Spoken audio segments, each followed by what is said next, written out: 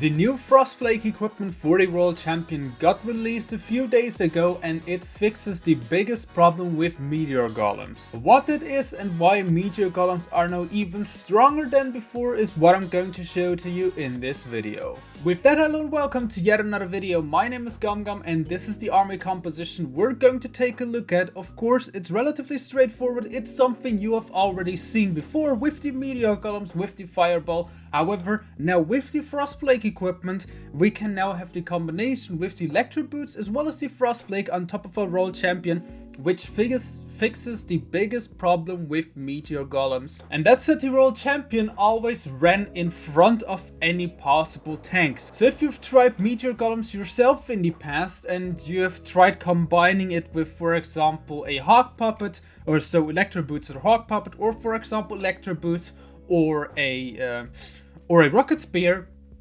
you will often have the problem that the World Champion is just going to run in front of the Barbarian King, in front of any possible tanks, in front of, for example, any of those totem spells, and the RC would just go down without the ability getting any value. So you always have to use the Rocket Spear relatively early, which is also not the best value you want. But now, with the Flake, it is not longer a problem anymore if the World Champion is in, I would say, a relatively high damage zone, because of course the Flake is going to save her ass. And how that's going to look, let's take a look at the first replay. And let's first take a look at this base that is basically everywhere. Or well, the base type that is basically everywhere, which we've always also covered in our latest video. If you haven't watched that, then click on the eye above, and it's on the top right side there, somewhere right there. Click on top of that if you haven't seen that,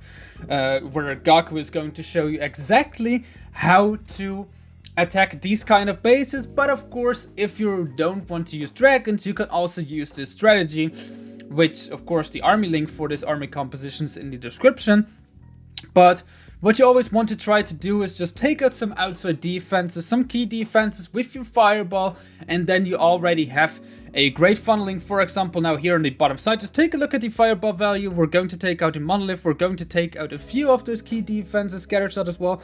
We could have also taken out the multi-archer tower, but it's not necessarily necessary, because we of course rather want to have the Monolith.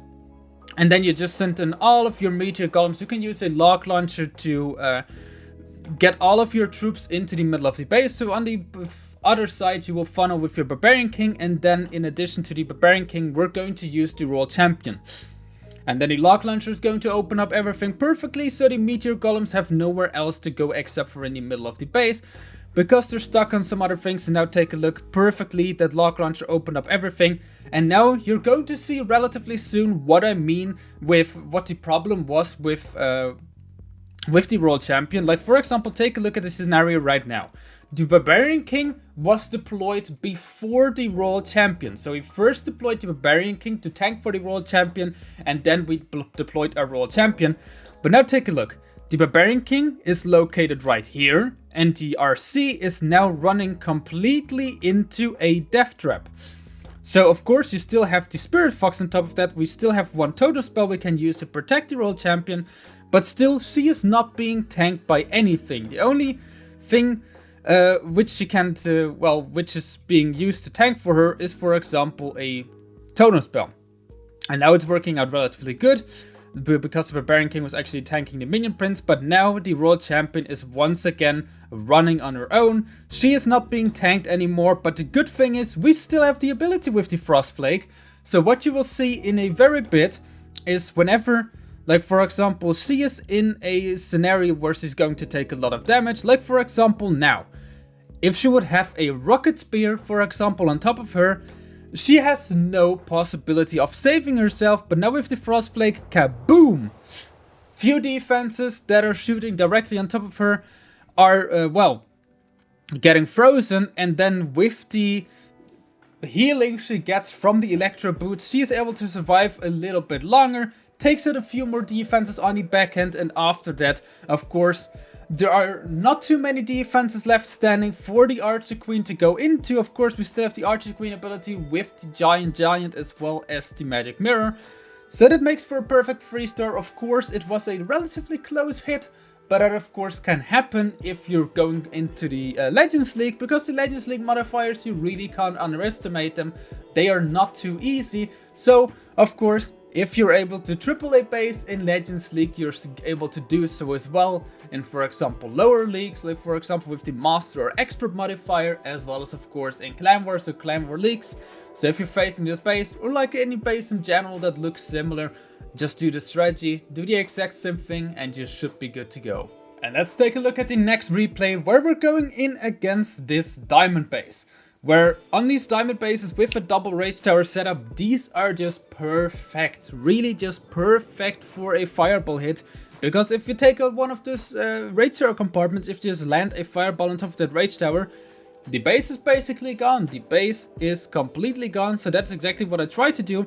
I wanted to land on top of the rage tower. Didn't work out quite too well, so I didn't take out the exact value I wanted to have. So for example, if I was able to land on top of the rage tower, I would have also gotten the scatter shot, which would have been relatively nice. But I went in from the town hall side anyway, so it doesn't really matter that the scatter shot was left standing. Of course, it's also always better to take it out, but it wasn't the case right here. And now just take a look once again. I deployed the Barbarian King as well as the Royal Champion on the right side, and the Royal Champion is already running into her own death. So for example, she's not being tanked, a multi-archer tower as well as an expo is locked on top of her. Of course, the Ice Golem is now going to do a great job, and we're going to do our best to preserve that Royal Champion ability for as long as possible, because of course the RC ability can do a lot of work early on, but it's even better in the back end. If you can save that RC ability with the Frost Flake in the back end, it is such a great equipment, especially because, for example, in the backend, most of the times you don't really have those spells anymore. So you always want to use those totem spells as well as those frost spells as soon as possible, or well, sooner than later. Because of course, you want your Meteor Golems or your main push just to survive. So you're always just going to use that to have your Meteor Golem survive. And now in a little bit, the RC is going to walk once again into a little bit of damage, like for example now into that Ricochet Cannon. Ricochet Cannon is triggering ability, therefore gets frosted by the Frost Flake. And if that was a, for example, Rocket Spear, and she was in the exact same scenario, most of the times the RC would still go down through the ability, and the RC ability would basically get no value at all, which isn't the case with this equipment. So that's what makes the Frost Flake so incredibly good. It always gets value, no matter when it gets triggered. If it gets triggered early on, it's getting value. It's going to freeze some defenses. If it's getting triggered in the middle of the attack, it's getting value. If it's going to get triggered at the end of the attack, it also gets a lot of value. And now let's take a look at this replay. Of course, it is, I would say, a Clan War attack. So you of course don't have the same modifications as you would have in Legends League. So it is, I would say, a little bit easier. But once again, we have like a diamond base with 2 of those rage towers set up. So once again, my goal was to take out one of those rage towers with the fireball. Didn't work out at all. It worked out terribly. But hey, sometimes you win, sometimes you lose. Am I right?